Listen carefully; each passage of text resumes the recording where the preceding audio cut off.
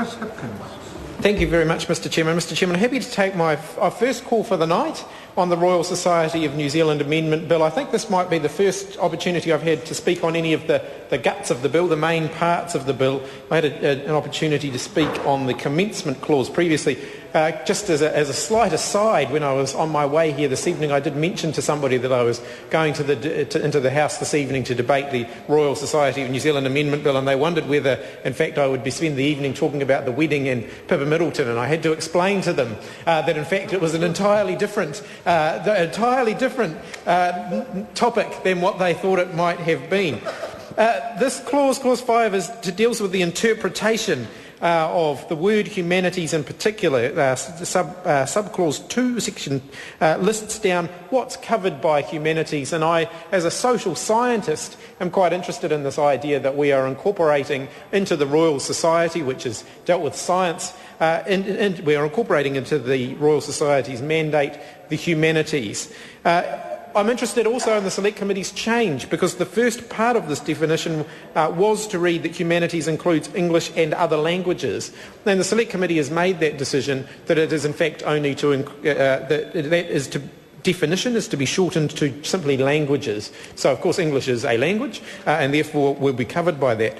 But it is going to also, the ambit of the Royal Society under the definition provided here will also extend to history, religion, philosophy, law, classics, linguistics, literature, cultural studies, media studies, art history, film and drama. The word American studies, or the term American studies, has been crossed out, and I'd be interested to hear from somebody who was involved in the deliberations on this bill why it was they decided that American studies should be taken out, and whether in fact this American studies could be regarded as coming under one of those other definitions, and if so, which one they believe that it would come under.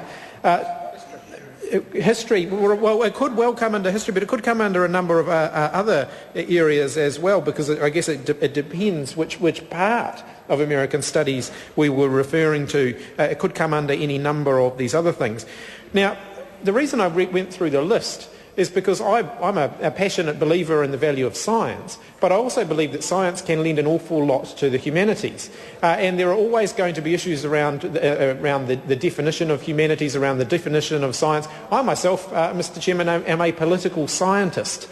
But within the university at Victoria, of course, there was heated debate about whether, in fact, politics was a science. And for a period of time, politics dropped the use of the term science and simply it was the School of Politics.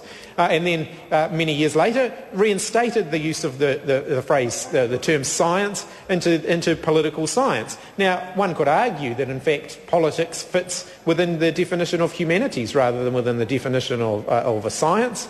And so there are a number of areas. Criminology is my other area of academic study. Now, does criminology come under humanities? Is it a social science? Is it a science? Depending on which aspect. I think everybody's view of criminology is defined by watching TV shows like CSI. And in fact, criminology, the forensic part of criminology is actually only a very small part of the study of criminology. It's the sort of scientific end of the study of criminology, but in fact there is a huge social aspect to the study of criminology as well, and each learns and each lends itself to the other. So extending the ambit of the Royal Society to cover these wider issues, I think, will be incredibly beneficial.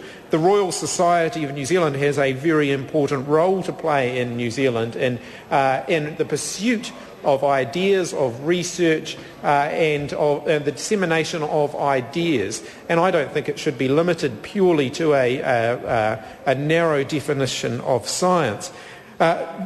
The other areas, the study of law, and adding the study of law into the ambit of the Royal Society, I think is an interesting one.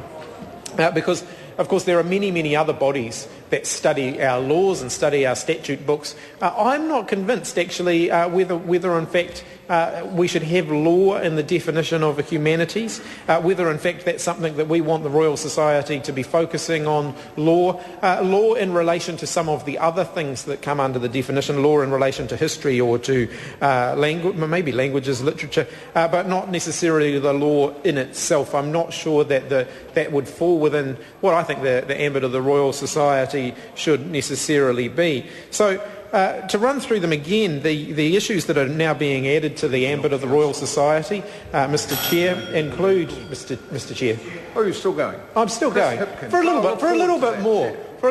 So the definition of humanities, as I said, is being covered to being extended, or the Royal Society's ambit, I should say, is being extended to include humanities, and to run through those again in a little more detail. Languages, not specifically necessarily English language, as the former Minister, Pete Hodgson, just mentioned. It covers any number of languages, and a question, really a very legitimate question, has been raised as to whether te reo Māori should be specifically mentioned in that.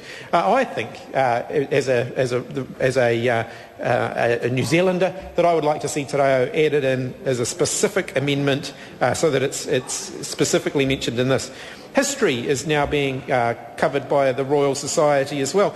Of course, in discussing this definition and this extension of the Royal Society's functions to also include history, I'd be very reluctant to see the Royal Society picking up a much wider role that would replicate what a number of other agencies, entities do very, very well. I think it's really important that they continue to focus on the areas where they can lend significant expertise, and so my, I guess, hope is that by extending the coverage of the Royal Society to include the humanities, they will do so in a way that builds on the strengths that they already have, builds on their strengths in science, that expertise, and contributes the knowledge and the expertise and that they have in that field across into the humanities, where it might add some additional value. Because to continue to run through them again, the study of religion, quite fascinating, and in fact the role of science in religion is a very contentious issue, and will continue to always be a contentious issue. And historically it has been, well, history's in there as well, David Shearer, but the role of science and religion is critically important, so I'm really pleased to see the Royal Society picking up that particular function. Linguistics, well, there's a certain science to language, and so one could argue that in fact linguistics by definition is the science of language, and so extending the Royal Society's ambit to cover linguistics seems a very sensible thing to do. Cultural studies, well, of course there's going to be a significant aspect of science within cultural studies as well. So I guess the point that I'm making by going through these definitions is that actually it makes sense to extend the remit of the Royal Society to cover humanities, because it's very difficult to draw clear distinctions and to actually create these arbitrary barriers. And the world is definitely moving much more in this direction. So it's a very sensible move, and I congratulate my colleague Grant Robertson for bringing this very excellent piece of legislation to the House. Just running through the other parts of the interpretation clause, which I haven't addressed in any great detail, and I suspect time is going to be against me. It also deals with the definition of Academy bylaws and Academy Council, the Academy Executive Committee, which refers, of course, to the Executive Committee that's constituted under another section of this bill, the Section 37, which we're going to come to as we continue to debate the bill later on. And it deals with the ability of the Academy to establish bylaws, very sensible and practical thing. So overall, I think this is a very welcome move, the extension of the Royal Society's coverage to include the humanities. I'm looking forward to the debate on the remaining clauses of this bill as we continue to proceed through the rest of the evening. There are some other thorny issues that I've uncovered as I've read through this quite extensive bill that I'm sure we'll be debating as the evening progresses. Thank you, Mr. Chair. Chester Borrows. I move that the